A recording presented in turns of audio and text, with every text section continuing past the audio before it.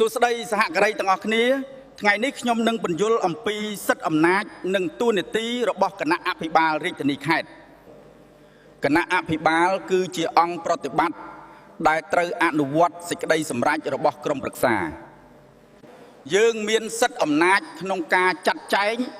និងសម្រេចលើកិច្ចការរដ្ឋបាលប្រចាំថ្ងៃក្នុងខេត្តយើងត្រូវសម្របសម្រួលជាមួយមន្ទីរជំនាញដើម្បីធានាបាននៅសង្កត់ភាពការងារអភិបាលខេត្តមានសិទ្ធិដឹកនាំបញ្ជាកម្លាំងសមត្ថកិច្ចដើម្បីការពារសន្តិសុខជូនប្រជាជនយើងមានភារកិច្ចអនុវត្តគោលនយោបាយរបស់រាជរដ្ឋាភិបាលឲ្យមានប្រសិទ្ធភាពក្នុងខេត្តការគ្រប់គ្រងថវិកានិងធនធានមនុស្សត្រូវបានត្រួតពិនិត្យយ៉ាងហ្មត់ចត់តាមច្បាប់ការផ្ដល់សេវាច្រកចេញចូលតែមួយគឺជាអំណាចប្រតិបត្តិផ្ទាល់របស់រដ្ឋបាលខេត្ត